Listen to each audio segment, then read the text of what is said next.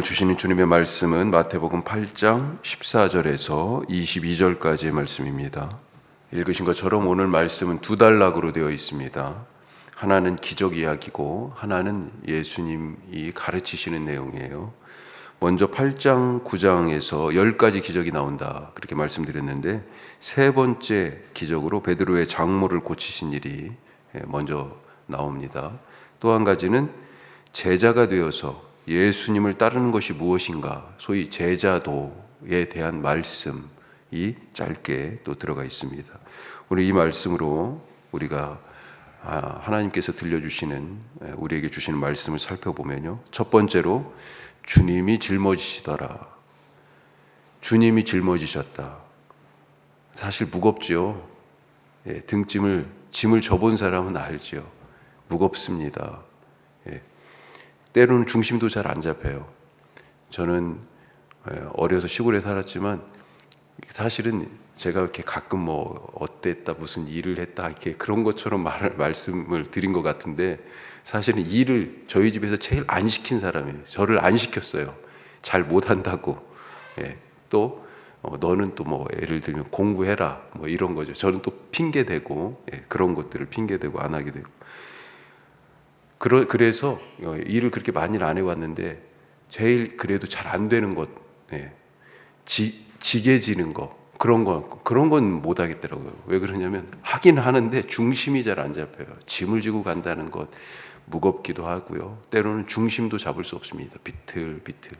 예수님이요, 지금 열병으로 알아놓은 베드로의 장모를 고치셨습니다. 먼저 앞서 은혜를 맛본 두 사람이 나오잖아요. 나병 환자와 그리고 백부장, 그리고 백부장의 종. 자, 이 백부장과 나병 환자에 이어서 또 다른 사회적인, 그 사회의 약자라고 얘기할 수 있는 사람이 등장하는데, 이번에는 베드로의 장모라고 표현되어 있지만 여자입니다. 여자.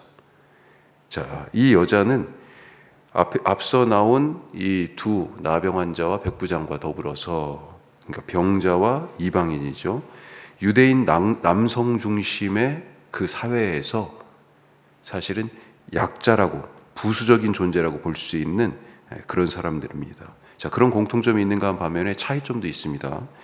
앞선 두 기적, 나병 환자와 이 백부장의 종을 고쳐주신 그 이야기는, 이들이 예수님을 먼저 찾아왔어요. 백부장이, 나병 환자가 예수님 앞에 먼저 나갔습니다. 자, 사람의 힘과 손으로 할 수 없어서 하나님의 은혜가 필요하다라고 하는 것을 깨닫고 그 은혜에 갈증이 나서 왔어요. 예수님이 바로 그 은혜를 베푸실 자인 것을 믿고 왔어요. 그래서 무슨 말을 합니까? 원하시면, 주님이 원하시면, 이런 얘기하고요. 심지어 백부장은요, 주님 우리 집까지 안 가셔도 됩니다. 여기서 그냥 말씀만 하셔도 됩니다. 이런 얘기 하잖아요. 예수님도 깜짝 놀랐어요. 내가 이스라엘 중에 다니면서 지금까지도 이런 믿음을 못 봤는데, 그 정도의 믿음을 이 사람들이 예수님 앞에 나올 정도의 믿음이 있었다는 거죠. 자, 그런데 오늘 베드로의 장모는 어떻습니까? 믿음이 있는지는 모르겠지만 얼마나 열병이 심한지 집에 알아 누워 있습니다. 우리가 코로나나 요즘 A형 독감, 이 겨울에 또 많이 유행하잖아요. 이것을 알아본 사람이 알죠. 열병으로 고생한다는 것이 어느 정도인지. 사경을 헤맬 정도죠. 실감나는 말입니다. 이 여인은 지금 주님께 오고 싶어도 손가락 하나 꿈쩍할 수 없을 정도로 온몸이 불덩어리인 것 같아요. 열병이라고 특별히 표현했잖아요. 자, 그런데 이번에는 예수님이요, 기다리지 않고 예수님이 찾아가십니다. 이렇게 예수님은 은혜를 구하는 사람, 누구든지 은혜가 필요한 사람 누구든지 가리지 않으신다. 나병 환자도 이방인 백부장도 예수님께 오는 것을 막거나 거부하지 않으셨잖아요. 또 오늘 베드로의 장모처럼 은혜가 필요하지만 꿈쩍도 할 수 없는 육체적으로, 영적으로, 심적, 마음으로 그렇게 무기력한 사람들을 직접 찾아가신다. 랍비 전승에 의하면 이 열병은, 나병 환자 같은 경우는 분명하게 규정돼 있어요. 접촉하지 않아야 된다고, 같이 부정해진다고. 그런데 열병도 유대인 사회 그 성경에서 다 모든 병을 다 규정하지 않았잖아요. 그러니까 예를 들면 안식일법도 그래서 세세하게 규정하는 것이 이제 유대인들의 전승인데, 그런 전승들을 보면 이 열병도 전염성이 있어서 접촉 불가로 여겨졌던 그런 병입니다. 그런데도 이번에도 예수님이 이번에는 직접 찾아가셨어요.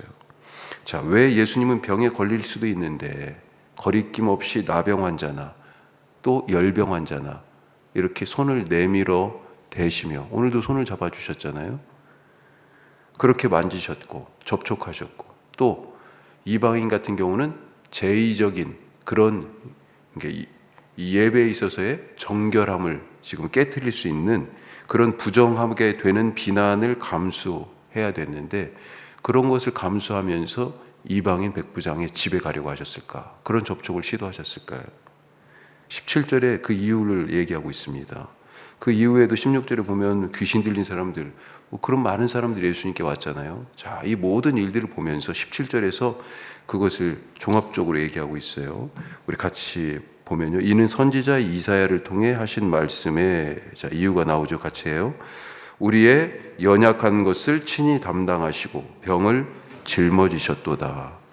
우리가 감당 못할 짐이 있다는 거죠. 그걸 예수님이 아십니다. 너무 짐이 무거워서 가다가 주저앉아요. 아예 짐을 들고 일어나지도 못하고, 간다 하더라도 몇 걸음 못 가서 나 못 가겠어요. 그런 짐 예수님이 지신다는 거예요. 때로는 그 정도쯤은 질 힘이 있어요. 하지만 중심이 안 잡혀요. 중심이 안 잡혀. 내가 가려고 하는 길은 여기인데요, 자꾸 이렇게 중심이 안 잡혀요. 쓰러져요. 또 넘어집니다. 그때 우리의 그 연약한 것을 힘이 없어서 감당하지 못하는 그 연약함을 담당하시고, 여기 비틀 저기 비틀 그런 우리의 인생의 짐을 주님이 대신 져주신다. 그것이 바로 주님의 일이라고 말씀하십니다. 너희 짐을 여호와께 맡기라. 그가 너를 붙드시고 의인의 요동함을 영영이 허락하지 아니하신다. 시편에서 부른 시인의 노래예요. 예수님도 직접 말씀하셨잖아요. 수고하고 무거운 짐진 자들 다 내게로 오라. 몸과 마음이 아프고 인생에 지고 있는 짐이 무겁습니까?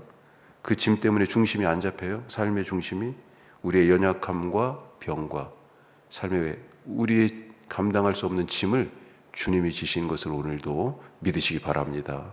때때로는 내가 힘이 있어서 가잖아요. 어떤 사람 갈 수도 없어요. 다 오는 사람은 예수님 오는 대로 져주시고요, 못 오는 사람은요 예수님이 찾아가서 져주신다. 지금 그 얘기입니다. 그런 은혜가 오늘 우리의 삶에 가득하시기를 바랍니다. 자, 두 번째로 예수님이 먼저다.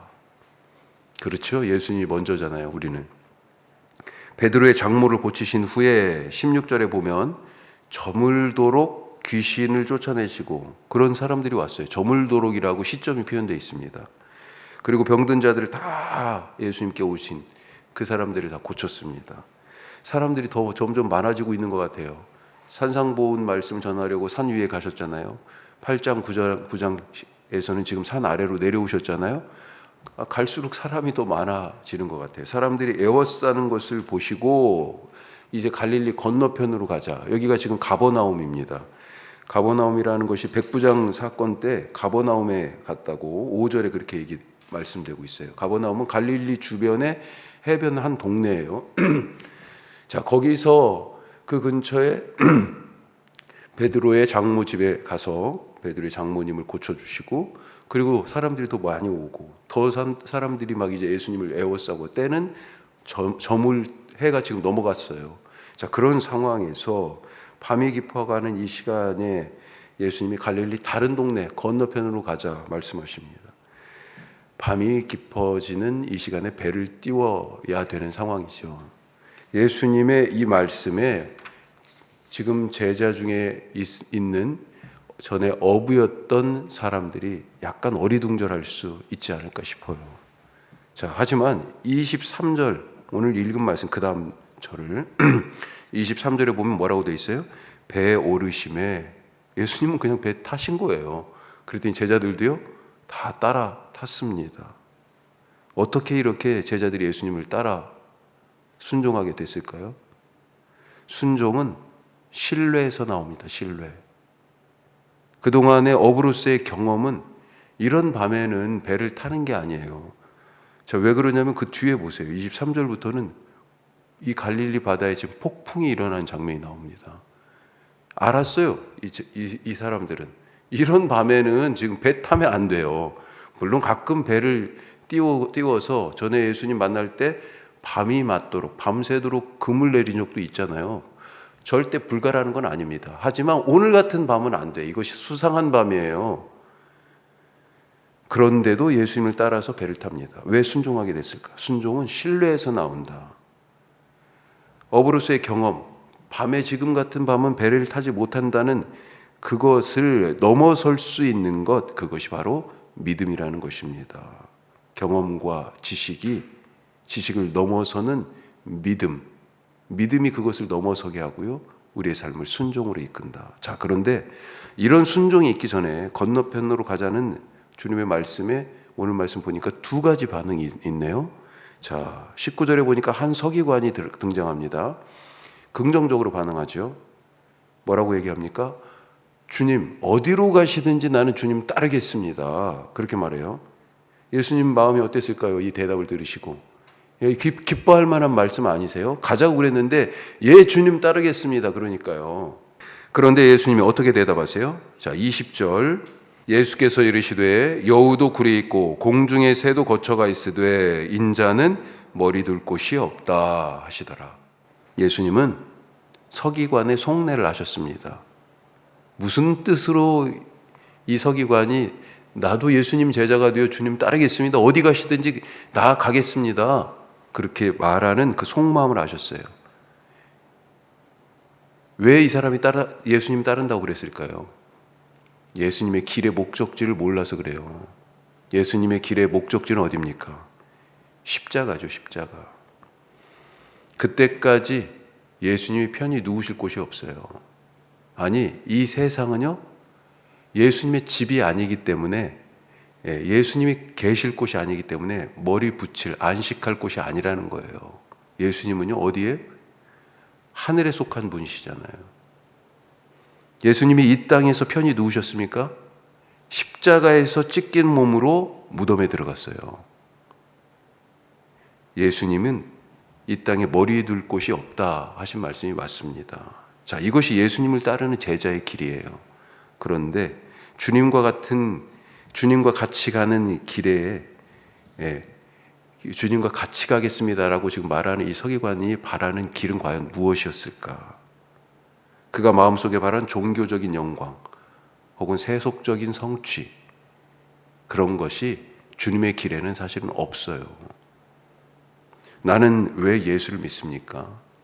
예수님을 통해서 내 인생을 빛나게 할 다른 무언가를 얻으려고 주님 앞에 혹시 나와 있는 건 아닙니까? 지금 사람들이 왜 예수님을 에워쌀 정도로 그렇게 많이 왔습니까? 뭔가 예수님께 얻을 게 있잖아요. 병을 고치고 귀신을 쫓아내주고 예수님을 통해서 자기 문제를 해결할 목적으로 지금 예수님을 에워싸고 있습니다. 이거는 자기들이 할 수 없는 거예요. 하지만 다른 것들은요, 해결해요. 해결할 수 있는 건 안 가지고 와요. 하지만 해결할 수 없는 것, 예수님을 통해서 내 힘과 내 능력으로 지금 이 시대에 다른 사람도 그 기술로도 할 수 없는 거 가지고 나오는 거죠. 그렇게 해가지고 이것이 만약에 이 문제가 풀어진다면, 만족이 된다면 어찌할 것입니까? 어떻게 할까요? 더 많은 것을 얻기 위해서 계속 예수님을 따르겠습니다. 서기관처럼 그렇게 얘기할까요? 아니면 이제 원하는 것을 얻었으니, 병도 고쳤으니 이제 예수님 따를 필요 없지 뭐. 나는 목적을 하여튼 성취했잖아요. 그럴 것인가? 오늘 우리가 왜 예수님을 믿는지 다시 한번 생각하면서 주님의 길을 따르는 제자의 삶에 대해서 한 번 더 묵상하실 수 있길 바랍니다. 자, 또 한 가지 반응이 나오는데, 다른 제자는 어떻게 반응해요? 겉으로 볼 때는 이 제자 부정적으로 반응합니다. 따르기는 하겠지만 처리할 더 급한 일이 있습니다. 그렇게 얘기하는 거죠. 아버지를 장사하고 따르겠습니다. 아버지가 막 지금 돌아가실 그런 상황인지, 아니면 그때까지 내가 따르긴 따르겠지만 그때까지 언제일지 모르겠지만 사람 사이에 가장 큰 계명이 부모 공경이잖아요. 10계명에도 나와 있잖아요. 그것처럼 중요한 게 어디 있어요? 내가 그 일 하고 나서 따르겠습니다. 지금 말고 다음에요. 사실 이런 얘기잖아요. 예수님의 제자는 성령으로 사는 사람입니다. 그래서 성령으로 다시 태어난, 그래서 산자 이렇게 얘기하는 것입니다. 하나님 나라에 그래서 속한 거죠. 하지만 죽은 자는 뭐예요? 예수님의 영이 없이 육체로만 사는 이 세상에 속한 사람입니다. 그래서 죽은 자를 장사하는 일은 이 세상에 사는 아직도 거듭나지 못한, 아직도 예수님을 통하여 하나님 나라를 맛보지 못한 죽은 자의 몫이다라고 하는 거죠. 자, 이런 점에서 세상에서 가장 중요한 일, 그것도 예수님을 따라서 자기 십자가를 지는 하나님 나라의 일보다, 천국에 들어가는 것보다 더 중요하지 않다라고 하는 것입니다. 과연 나는 하늘에 속한 사람으로서 예수님을 따르는 그 일이 먼저인가? 천국에 들어가는 하나님 백성으로 살아가는 하나님 자녀로서의 삶이 먼저인가? 아니면 따르기는 따르겠지만 오늘 아니고 다음에요 이렇게 말하는, 아직도 세상에 미련을 두고 있는 그런 사람인가? 어떤 제자인지 오늘 이 말씀을 통해 다시 한번 깊이 내 삶을 기도하시면서 비춰보실 수 있기를 간절히 바랍니다. 그런 복된 날이 되시기를 주님의 이름으로 축복합니다. 자, 오늘 우리 말씀을 생각하면서 같이 기도하는데요. 짐을 누가 져주세요? 주님이 져주세요. 전문가입니다. 수고하고 무거운 짐 진 사람 다 오라고 하셨어요. 내가 지겠다고요. 그리고요 여호와 하나님도 마찬가지고요. 너희 짐을 여호와께 맡기라 말씀하십니다. 주님이 져주세요. 어떤 사람은 주님 앞에 그 짐 들고 나올 힘이 있어요. 하지만 어떤 사람은요, 몸과 마음이 너무 힘들고 무기력해서 그것조차도 못해요. 상관없습니다. 나오는 자 막지 않으시고, 그리고 못 오는 자 주님이 찾아가십니다. 주님, 오늘 내 삶에 찾아오시옵소서. 또 주님, 내가 참 부끄럽지만 주님 앞에 나왔는데 걱정 없어요. 주님이 짐을 져주십니다. 오늘 정말 가볍게 살아가시는 그런 삶이 되기를 바랍니다. 그런 삶이 되도록 기도하시고, 또 한 가지는요, 예수님이 먼저예요. 어떻게 주님을 따르는 것이 주님이 우리에게 기대하시는 것입니까? 오늘 말씀 생각하면서 주님을 따르는 참 제자도의 삶에 대해서 기도하시기 바라고요. 오늘은 우리 선교 동역지 필리핀, 캄보디아, 미얀마, 탄자니아, 아이티, 그리고 우리 한국대학종교회, 조선학교, 여명학교, 산돌학교, 그리고 석식당 위해서도 기도하실 수 있기를 바랍니다. 기도하겠습니다.